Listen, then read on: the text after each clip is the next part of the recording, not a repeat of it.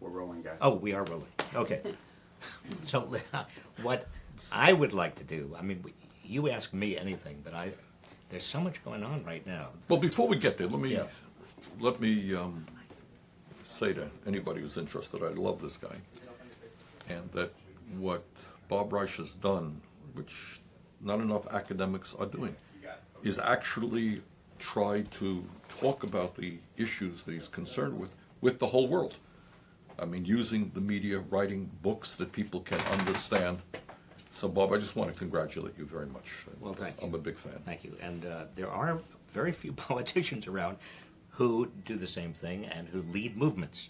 In fact, is there anybody, this is actually a rhetorical question, you don't have to answer this, is there anybody else who is leading the Democratic Party other than Bernie Sanders? Now, that's a rhetorical question, so I'm not going to answer it. But it does lead me into asking you a serious question.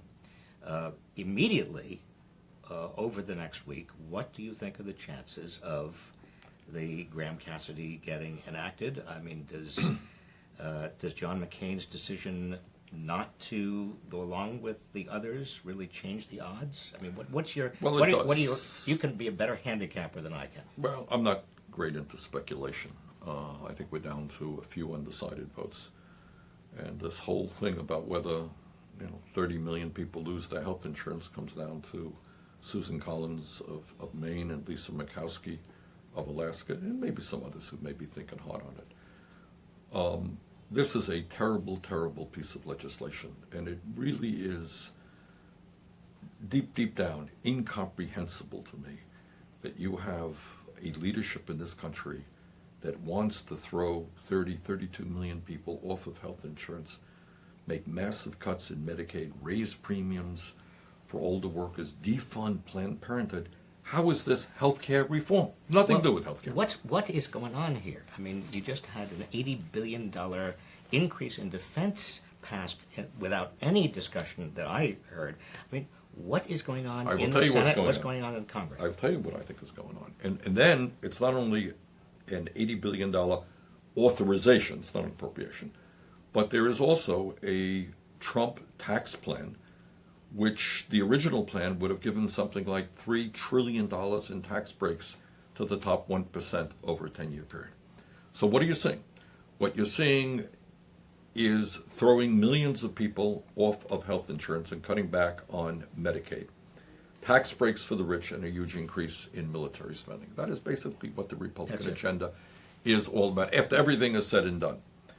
And our job clearly is to fight that every step of the way. And I want to say that, I've known John McCain for many years.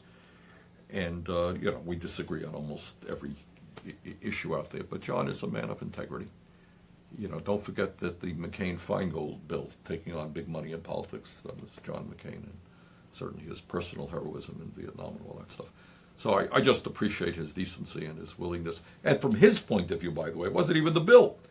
What John was saying is, how can you pass a bill of such magnitude without any hearings, what he calls regular order? How can you have it without any real debate? You know how much debate this bill will have on the floor? 2 minutes. Literally 2 minutes. And no Congressional Budget Office. No CBO. Analysis. Absolutely. But let's peel back the onion a little bit. I mean, here we are. We're in my office. We can be frank. And you're always candid anyway. But nobody is watching. Nobody's watching. Well, there are a few dozen out there. So here's the question. This is the most regressive stuff I have witnessed in maybe the past 30, 40, possibly 50 years, maybe going back to Reagan. What is going on? I mean, where is the force coming from? You got it. And that's the right question. And here's the very simple answer. And you've seen occasionally some media reports to this. What you are seeing now is Trump and his friends, Ryan, McConnell, beginning to implement the Koch brothers' agenda. So you would think if you were a politician, and you were a politician, that if there's overwhelming opposition, the polls are incredible. Nobody wants to see this. More opposition to this legislation than there was to the Wall Street bailout. All right, that's how bad it is. Why are they pushing it? Because the Koch brothers have a view, along with their other billionaire friends, that we should basically end federal support for any and all programs. They would just as soon get rid of Social Security, Medicare, Medicaid. Get rid of it. And this is the beginning in that direction. You hear Paul Ryan say, this is the first time we can actually roll back a federal universal health care program. That is what it's about. And mark my words, if they are successful on this one, they will go after Social Security, they will go after Medicare, already efforts to move to a privatization of the VA, privatization of the Postal Service. You name the federal agency, they want to eliminate it or privatize it or make substantial cutbacks. That's what this is about. So you've got the Koch brothers and their friends, these multi-billionaires. Their money is polluting beyond pollution. I mean, basically taking over American politics, despite the fact that with regard to this horrendous bill, this Graham-Cassidy bill, you've got the medical establishment, the drug companies, everybody's against it. How do they get their power if the big corporations, and in some cases, I mean, you look at the military expansion, I understand military contractors want that, but you've got a lot of people concerned about, I mean, the deficit cutters, they're worried about it. Oh, they used to be, excuse me, I beg to differ with you. That was yesterday, Bob. You haven't been paying attention. Deficit is no longer a problem. I don't hear anything about it. How can you talk? So the deficit hawks Gone. are gone. They're gone. But I don't hear no discussion about that anymore. It's, it's all crap. It's, what they say is, this is what their agenda is. Their agenda is to give enormous tax breaks to the people who need it the least, and to create a society where people have no support in terms of programs that will protect them. And that's what these guys want to do. But what I was getting at was a slightly different question, which is you've got in the highest reaches of corporate America, and even some Wall Street firms, you've got a realization that if we continue to go down this road, you're not going to have enough purchasing power in the country to keep the economy going. You're asking for social upheaval and unrest. Donald Trump is part of what you get when so many people are on a downward escalator. And there are, and I've talked to them, CEOs, corporate Republicans who say, this is bad. I am opposed to this. Why don't those voices have the same kind of power that the Koch brothers Because I've have? not been hearing those voices. They may tell you in the confines of your office or as a friend. I don't hear them talking about it publicly. And that is one of the tragic moments, because I'm not here to tell you that every Republican in Congress or every CEO is some terrible, awful human being. I don't think they are. But I think they know where their bread is buttered, and they may tell you one thing quietly, and maybe they believe that. But certainly there has not been a willingness for them to stand up and say, hey, this is not good. Maybe good for short-term profits. It's not good long-term for the economy. But how about even the Democratic Party, or even the Democrats? I don't want to put you into a difficult, awkward spot, but you've got a lot of Democratic senators who voted in favor of that military authorization. What's going on with them? I would suggest you bring them here and ask them that question.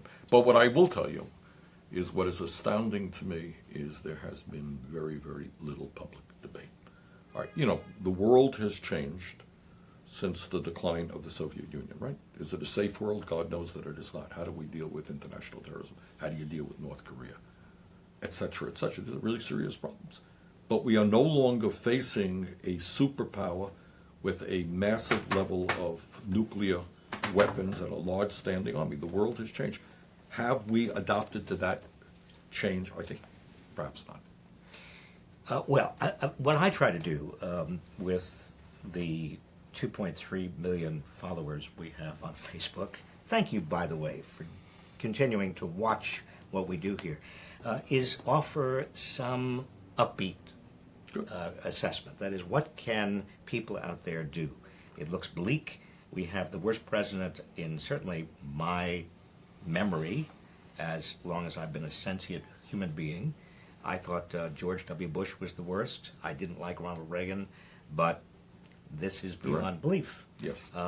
And we have an administration that is doing the opposite of what you're supposed to do when you faithfully execute the law. Every cabinet member I know of is actually repealing or trying not to execute the law. What can people out there do as just day to day? Right. We want change. We don't want this country to go down the toilet. All right, let me begin by saying, obviously, I share your exact concerns about Trump and his administration. But I will tell you something else, which is really quite good news, is that on every major issue facing this country, the American people increasingly are moving in a progressive direction, and that cannot be overshadowed by the disastrous Trump administration. Let me give you an example. If you and I were here 5-6 years ago, and I said, Bob, I'm going to introduce legislation to raise the minimum wage, and I know as Secretary of Labor you were involved very heavily in that. If I'm going to introduce legislation to raise the minimum wage from $7.25 to $15 an hour, you would have said, Bernie, that is really off the wall, right? I mean, why don't you start a little bit more modestly? Today, here on the West Coast, all over this country, more and more people understand, and legislation is being passed to raise the minimum wage to $15 an hour. My bill in the Senate now has 31 co-sponsors. How's that? And that is because working people have been out on the streets, people from McDonald's and Burger King, and they're saying, you know what, we can't make it on $8-9 an hour. We need a living wage. Real progress in that area. I'll give you another. And Medicare for all. Let's go. Your Medicare for all bill. And I credit you, your campaign, and what you've done. Medicare for all was a pipe dream. Just a few years ago, before you ran for the nomination, everybody, people, I talk about it in Washington, and people would roll their eyes. They say, yes, we have to get there, but not in this generation, not while you're still alive.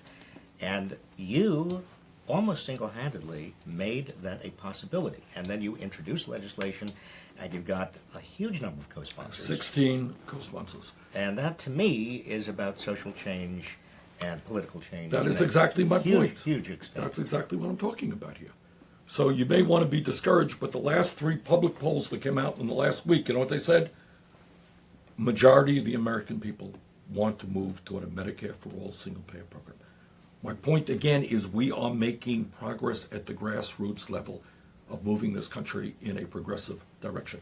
Another area, all right, you and I have talked about this in the past, and I know you are strongly believe that we can create a whole lot of jobs rebuilding our crumbling infrastructure, right? You and I talked about this a few years ago, and I said, well, $1 trillion is what I think we need. Well, a lot of people in the Congress were saying that's too much, maybe $400 billion. Right now, that is the position of the Democratic Party. $1 trillion, we can create over 13 million decent paying jobs. Criminal justice reform, immigration reform. We are making real progress among the American people in moving this country in the direction of saying we need a government that represents all of us and not just the 1%. So I am not pessimistic. Obviously, the disaster in the White House is something that we have got to fight every single day. But we cannot just fight him and his outrageous reactionary agenda. We need a progressive agenda to bring people into the system, working people, young people, a vision for where this country can go. So that is the two-pronged approach we need. Fight them every step of the way. No, we're not going to throw 800,000 young people out of this country because they weren't born here. No, we're not going to support your idea that climate change is a hoax. We're going to fight you tooth and nail. But on the other hand, we need a progressive agenda. Okay, which gets me to the third big question I wanted to, or the topic I wanted to talk to you about. You've got America that is getting more and more progressive and accepting and actually mobilizing and energized and organizing for some of the things that we've just talked about, for Medicare for all, for a criminal justice system that actually works for Americans, for a system that makes equal protection and equal opportunity a reality, for free college education, for everything. But then you have simultaneously a political system that is dominated by big money more than ever before. I mean, in the 2016 election, for every dollar that labor unions and public interest groups and everybody who we would say has the public interest at heart spent, there were $64 that came in from corporations and the wealthy. $1 versus $64. So even though you've got this increasing upswing in progressivism among the people, how do you get a change in politics? How do you make America in 2018, starting in 2018 and then in 2020 and 2022, how do you get the political ball rolling when politics is so inundated with money? What does, what I want to ask you, what's the Bernie Sanders strategy on the inside? And then we can talk about what's the outside strategy. Well, the inside strategy is to make it clear to the American people, and I think they already know it. And Bob, this is one where you can be a conservative, a moderate, or a progressive, and you understand that there's something a little bit crazy about Americans fighting and dying to protect American democracy, and now we're seeing a handful of billionaires controlling to a large degree the political process. Nobody thinks that that's a good idea, except the people who have the money. So you got to vote, I got to vote, and the Koch brothers got to vote, plus $300 million a year into the political process.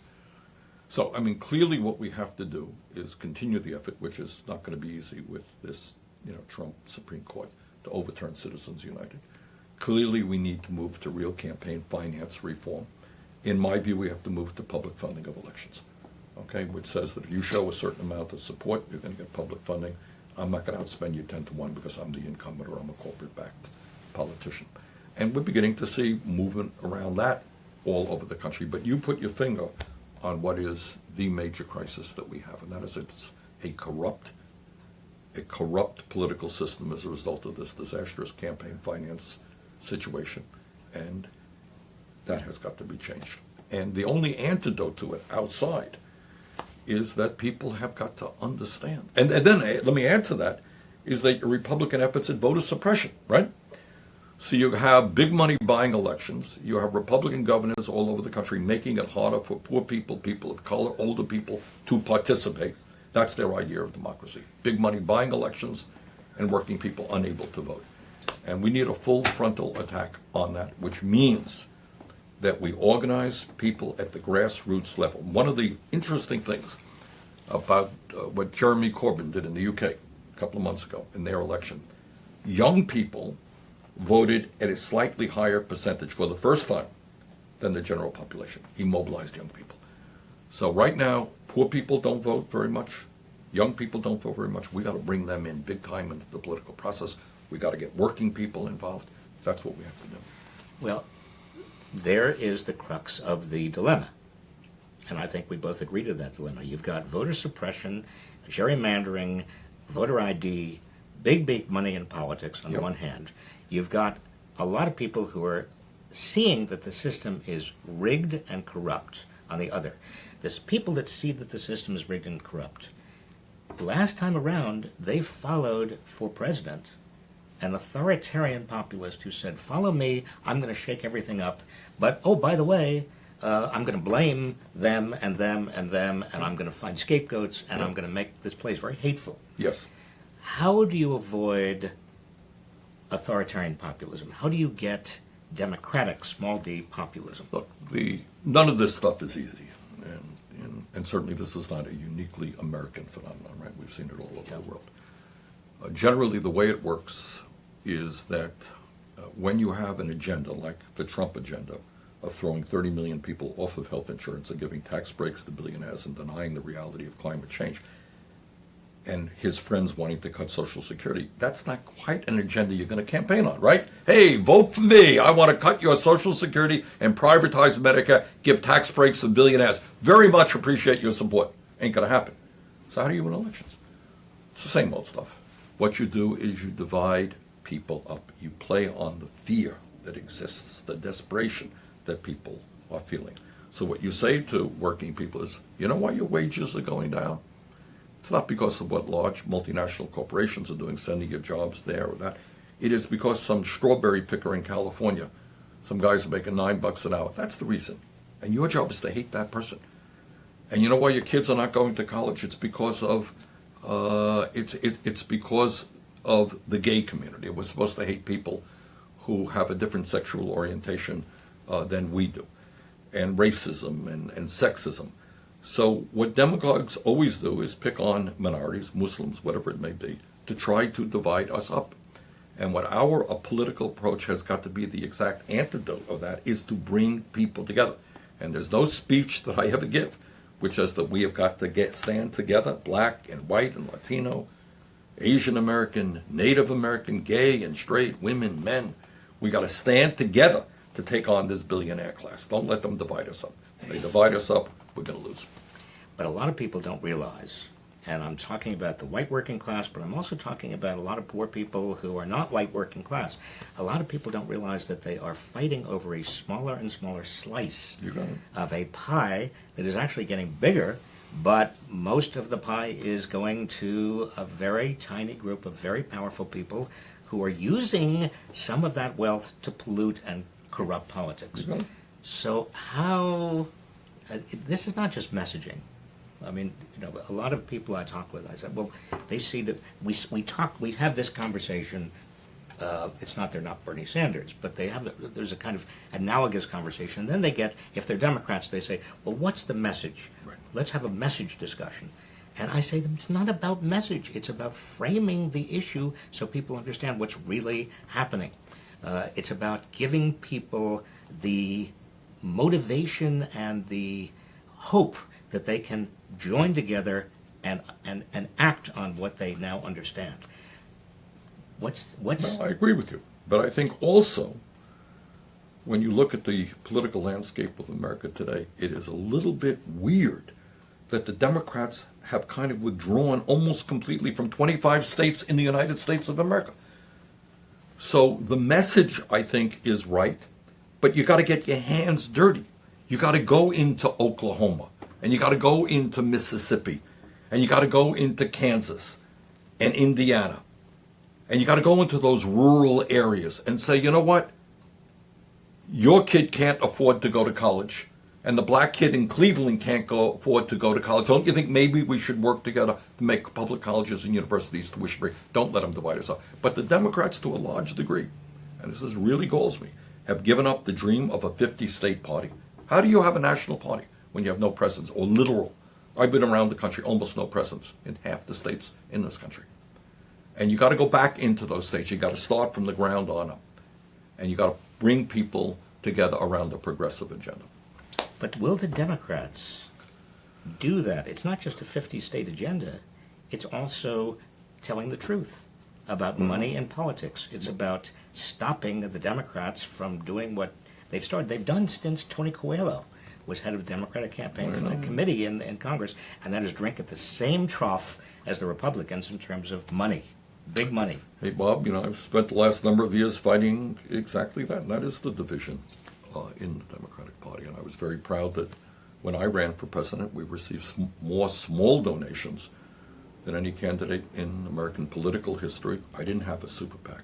And I think the lesson of that is if you are prepared to stand for something and take on Wall Street and the drug companies, the insurance companies, the fossil fuel industry, etc. You know what? People will say, yeah, here's $50, here's $10. I'm going to stand with you. And clearly, to my mind, that must be the future of the Democratic Party. Will it be? Okay, I'm working on it. Okay, one last question, and I'll let you go. Inside versus outside. You are sort of, in some way, both an inside player and an outside player. I am certainly an outside player. I mean, I used to be on the inside, but I've been really on the outside. He was a great Secretary of Labor. But the question is, what is the best strategy for people like you on the inside who are working to fundamentally change the system? What's the best strategy for people like me on the outside who are also working for a democratic, small d, progressive agenda that has got to be the uniform agenda? It's the only way this country can move. It's not as if, oh yes, well, the Republicans over here, Democrats over here. No, we have got to move inevitably toward single payer. We've got to move inevitably toward a smaller military budget. We've got to move inevitably toward sane environmental, controlling climate change. We've got to move inevitably toward racial justice. And, you and I both know these things. A lot of the people who are watching right now, we're preaching to the converted. How do we reach out beyond the converted? How can you on the inside, how can I on the outside get to people who are not there yet? Well, the answer, first of all, I think, is to not only worry about national politics, but worry about local politics in your community and in your state. One of the results of my campaign, and it's a beautiful thing to see, we've got a lot of people, often young people, you know what they're doing? They're running for school board. They're running for city council. They're running for state legislature. I know many of them. Yeah, and we're picking up some great victories. Just the other day in Massachusetts, a young man named Paul Feeney won the primary, at least, for state senate in Massachusetts, and we strongly supported him. So you're seeing that all over the country. You know what? It makes a difference to have a good school board. It makes a hell of a lot of difference. Number two, I would speak now to the folks, not in California or Vermont or New York State, but to the people in Oklahoma and in Missouri and in traditionally or more recently conservative states. And that is stand up, fight back. My job is to get the Democratic Party to give you the resources that you need in Nebraska and elsewhere. There are a lot of very good people in those states, Bob, and they feel, literally, I remember I went to Utah to speak a few months ago, and people were crying. I said, why are you crying? And they said, nobody from Washington ever comes to Utah. They've given up on Utah. Well, I don't give up on Utah. I don't give up.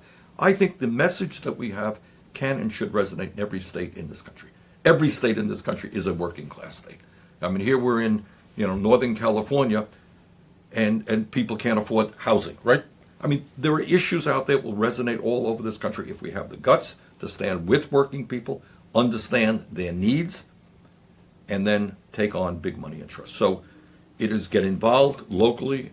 It is to those people in the 25 states where the Democratic Party has disappeared, reactivate, stand up, fight back, and some of us will be there for you. And in 2018, we have got to take back at least one House of Congress.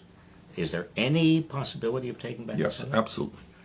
I mean, everything depends on how well Democrats figure out how to fight on these issues. But I would not like to be a Republican member of the House who cast the vote to throw 23 million people off of health insurance and give $500 billion in tax breaks to the top 2% and large multinational corporations. Man, that is not a position that I would like to defend. Well, a lot of them are already on record for voting, particularly on those bills to get 23 million people off health. That's what I'm saying. They're there. I mean, we know who they are. Of course we know who they are. And that's virtually the entire Republican Party in the House. And if Democrats can beat them on that issue alone, not to mention everything else out there, well, so I think, I think if Democrats get their act together and mobilize people at the grassroots level to get involved in the political process, increase voter turnout, get young people involved, I think we can win at least one of the houses. Well, I share your optimism. Every time somebody comes up to me and says, I don't care about the Democratic Party, I care about the country, I care about single payer, I care about free college education, I care about all of the things that you care about and I care about, but the Democratic Party, I don't have anything to do. I don't feel like they have anything to do. I understand it. Hey, I'm the longest serving independent in the history of the Congress, so I get that point. But the other point is, if you care about those issues, it's not good enough to be spouting where the country is going to go without figuring out how we get there. I just made that point literally yesterday. I was at San Francisco City College. And as a result of progressive activism at the grassroots level, they have made that college tuition free. And you know what happened? For San Francisco residents, there has been a 51 increase in enrollment. The school is now bubbling over with excitement. Teachers have classes that are too large. That happens because of politics, right? So you can't say, oh, I want a Medicare for all, but I'm not interested in politics. Unfortunately, it doesn't work that way. You got to get involved at the grassroots level in politics. When you came up with the free college education for those who need it, public university, free public university, a lot of people said, you can't do it, it is pie in the sky, and you can't afford it, for one thing. Now, the Senate just passed an authorization increasing the military budget by $80 billion, which would have paid for your entire... More than paid for. More than paid for your entire... And would have helped reduce student debt, by the way. Yeah. But they did it. I have not to this moment heard any conversation about that. Welcome to the world of corporate media. You're right. When I proposed to make public colleges and universities tuition free, I think the number was about $70 billion a year. Oh my God, every newspaper in America, all my opponents, how is Sanders going to pay for that? And we did have a pay for, which was a tax on Wall Street speculation, as a matter of fact. But all kinds of discussion. He's outrageous. He's living pie in the sky. It's all this. $80 billion increase in authorization, not appropriation. Zero. Almost no discussion at all. No, none. So, all right. I know you have to go, and you've been very very patient. And Jane Sanders, who I love, your partner in life, who is actually the spirit and basically the brains. Is that fair to say, Jane? I wanted to introduce you in a moment. Do you mind? Okay. But before I do, you just said corporate media. In this country right now, there is a huge danger. There are many dangers, but one of the largest dangers is we lose truth. That Donald Trump and the Trump administration and a lot of right-wingers are doing everything they can to reduce the public's confidence in Yes. the truth and to substitute genuinely propaganda, fake news, the kind of stuff we saw in the Weimar Republic under, young Adolf Hitler and then beyond. When we progressives, when we talk about the corporate media, are we playing into that? That's a very good question. And the answer is, I wrote a book called Our Revolution, and the last chapter deals with media. What Trump is doing is saying that anybody who attacks him for any of the outrageous ideas or actions, this is fake news, this is a lie. It's not what I'm saying. There are a lot of good journalists out there, a lot of good newspapers out there every single day. There's incredibly good stuff out there. But I think what can be said is that for a variety of reasons, A, that media is owned by fewer and fewer large multinational corporations. What gets the emphasis? You just raised the issue. Who decided that there should be no vigorous debate about an $80 billion increase in authorization? Where did that come from? For defense, yeah. Right. You have not seen, Bob, unless you've got better TV here than I have in Vermont. When's the last time you've seen a program on television which says, how does it happen that the United States of America is the only major country on earth not to guarantee health care to all, and yet we spend twice as much per capita on health care as the Canadians or anybody else? Don't you think it might be an interesting subject to discuss? Hasn't happened. Do you think that has something to do with tonight on television you're going to see a zillion ads from the pharmaceutical industry? Maybe. So my critique is, not that it's fake news, is the emphasis that the media gives to political gossip. Even Medicare for All, the success that we're having, more discussion of it. Who's supporting it? Why they're supporting it? Who's running for president? Rather than, why does it make sense? That's my critique. Bernie Sanders, you are my hero. Thank you. Mutual. Come by at any time for office hours, live, here in my office. Jane, I really would like Let's get the brains I in the want back. to introduce you. How you doing? I just want to say, this is Jane Sanders, and Jane, you are probably the most dynamic, and you have a depth of feeling and wit that I've never actually seen. Oh, you're so sweet. And you've been keeping this guy going. I mean, for a very long time. Thank you. I just want to thank you for that. Thank you. And thank you for being a fellow at the Sanders Institute and being such a leader there. Well, So- it's your brainchild. Well, again. I mean, yeah, but it's based on your work and his work and so many other people trying to create a vital democracy through, an informed electorate, which is what you do every week. It's amazing. Well, what thank you. do. You are a great team. You Thank are you. the greatest team, and thank you for coming by. Take care. Okay. Thanks.